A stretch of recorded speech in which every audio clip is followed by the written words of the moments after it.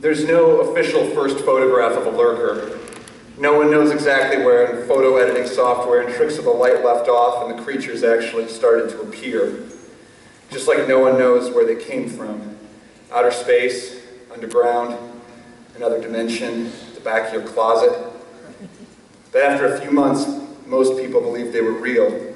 Those little black streaks flickering in the corners of their eyes.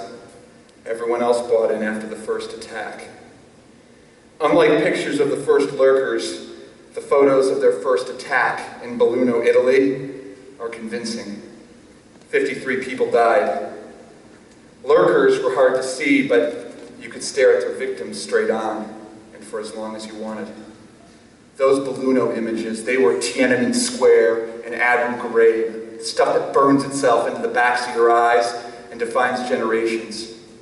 Belluno had been a quaint village in northern Italy. All the before shots in the papers were idyllic old Italia, mom and pop shops, narrow cobblestone streets, smiling people.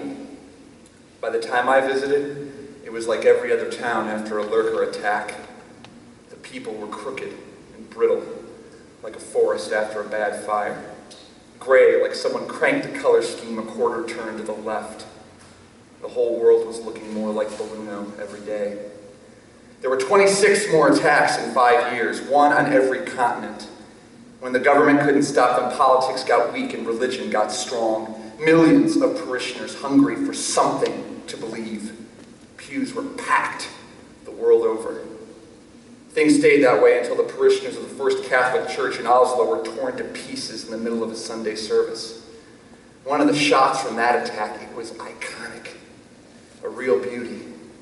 The most detailed photo anyone had ever snapped of a lurker, its oily body swollen, teeth erupting from dark gums sinking into the priest's throat. Synagogue attendance got a spike the next week. The lurkers have their fans, not only the drugged-up assholes who buy serial killer trading cards, not just the Bible-beating street preachers. Some good, rational people say they're making us better, that in the absence of a visible God, maybe random, unstoppable violence is what it takes to make us stop fighting each other. There hasn't been a single war since the Belluno attack. I'll give them that. But people drink a lot now. They stay inside, they sit, and they wonder, and the wondering kills a lot of people too. So I follow the lurkers. I carry a camera. I look at them straight on, as much as you can. They're mostly still twiggy in my shots, twitching shadows, but I got a few gems. Yellow eyes staring down from tree branches, a face pressed to a classroom window, a clawed hand on a diner counter. Nothing like the priest. Not yet, anyway. I go to the sad, hazed towns. I go wherever they've gone. Most people think I've lost my mind. I don't argue. I let them believe I'm crazy. It's a simple explanation, and it's easier if you can believe something. If you can believe anything at all.